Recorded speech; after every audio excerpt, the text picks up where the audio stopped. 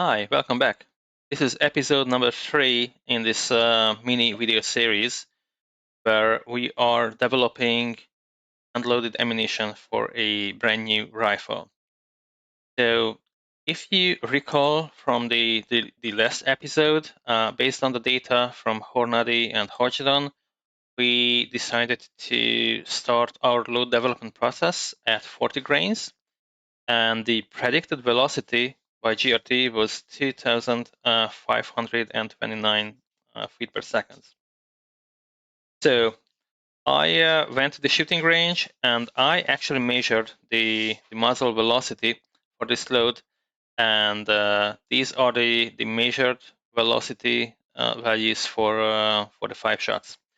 So the next step is to enter these numbers into GRT. Let's do that. So this is the file that we used the last time.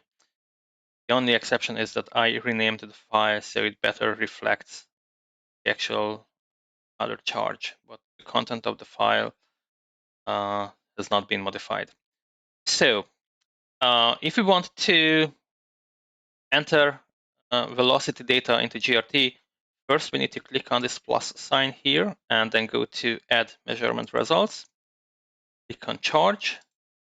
My charge is 40 grains. Of course, should be identical to what we actually loaded. And I click on plus shot 5 times because I have data for 5 shots. Let's enter them. 507.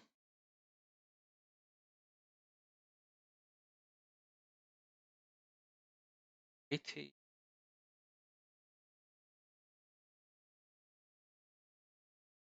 Three.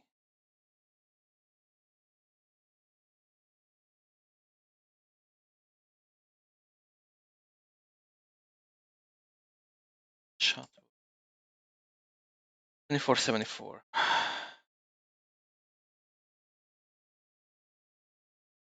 Changes. And let's see what happened here. So as we entered the data, GRT automatically calculated the average velocity for us, which is 2485.2 feet per second. Now, if you compare that to the predicted 29 feet per second, you can see that's a little bit different. So what we need to do is we need to explain GRT that the correct muzzle velocity belonging to 40 grains is 2485 and not 2529. Okay, let's see how we can do that.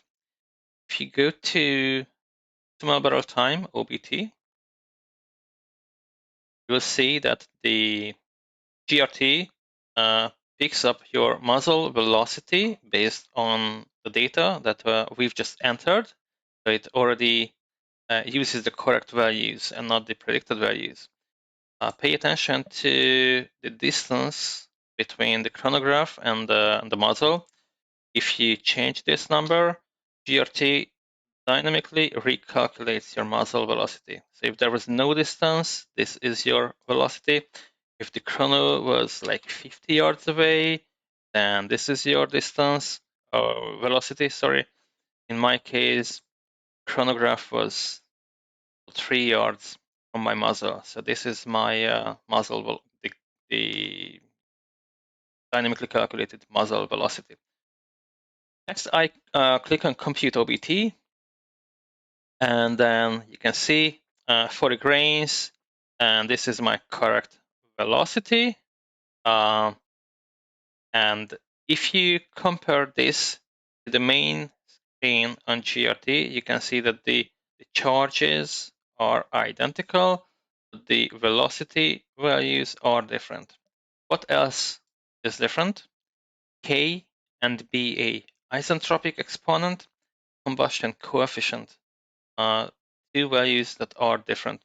You can see K and BA here on the main screen, and you can see them here in the pop-up OBT window. Now, since we know for sure that this is the correct muzzle velocity for 40 grains, then we know that these are the good, correct K and BA values. So what we need to do is we need to overwrite these values on the main screen, replace them with these good values. Okay, so I'm going to modify K to 1.2729.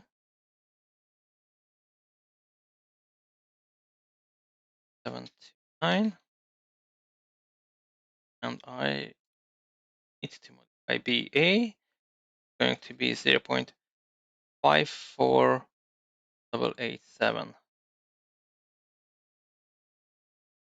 54887. Okay, yes. Now, if I close the OBT window, reopen it, go to compute again, you can see 40 grains, correct muzzle velocity 2589, and now the K and BA values are identical on the in the main screen and on the OBT pop-up screen. So when we picked this 40 grains load, that was picked blindly because we didn't try to be on a node. We didn't care about OBT time, barrel lead time, etc., etc. Basically, we just wanted to determine a safe, good starting value, and that worked. So the next step is we want to find a node which is can be either a half node or a full node. If you want GRT to calculate half nodes for you, then tick this checkbox. If you only want to work with full nodes, then leave the checkbox unticked. That's the default behavior, by the way. So with the 40 grains, we know for sure that there is a good chance that we are not on a node. So if I click on compute node charge adjustment, GRT will calculate the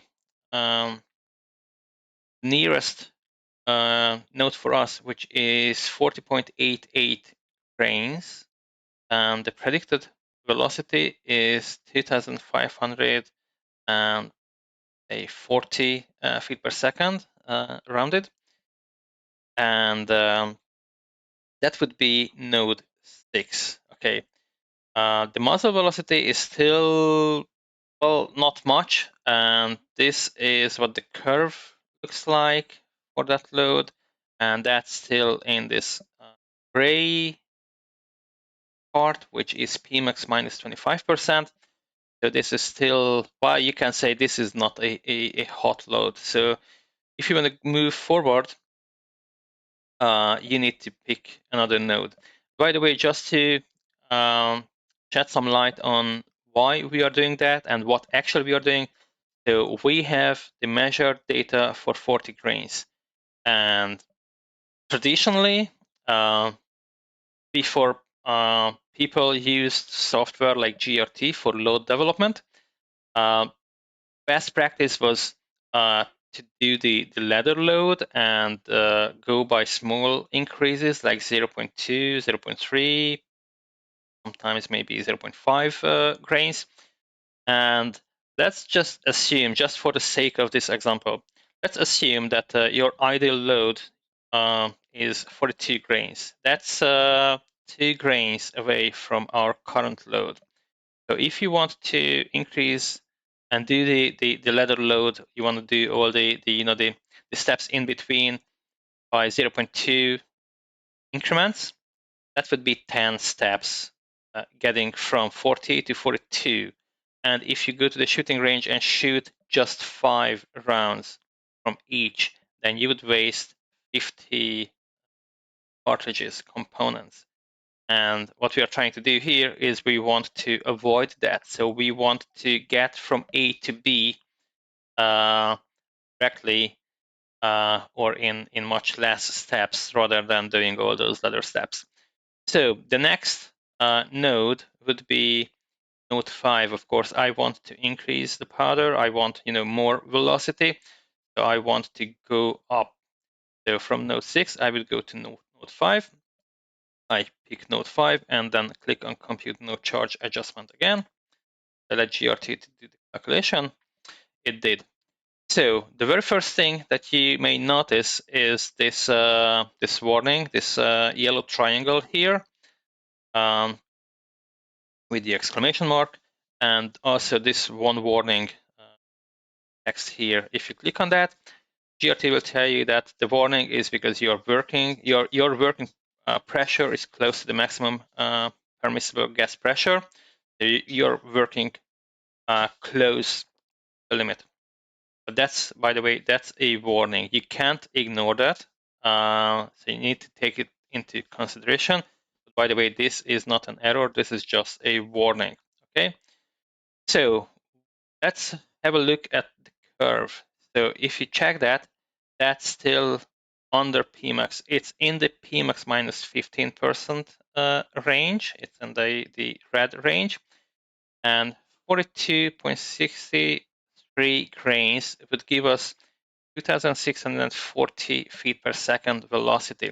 That's very promising. That's actually pretty close to I would like to achieve. So I'm happy to test that charge the next time. So I want to keep the original file unmodified, and also I don't want to type all these things and modify the file manually. So I'm just going to click on create GRT load file copy. If I click on that, and I can window, I can see that a new tab opened. This is the original file with 40 grains and the 2500 muzzle velocity. And there is this new file with 42.63 grains and the 2640 feet per second predicted muzzle velocity. So all I need to do is I need to save this file.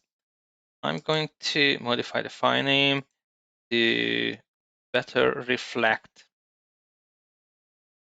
the actual charge. Give it under today's date. And the file name, I'm going to override this. And that's exactly 42.63 grains. I save the file. And there you go. So the only thing that is left to do is load a few rounds with this 42.63 grains of powder. Go to the shooting range again. Test the bullets, measure velocity, and then come back to GRT and take the tuning process from there. I hope you enjoyed the video. If you did, please like it, share it, and subscribe to my channel. I hope to see you soon in episode 4 again. Thank you. Bye.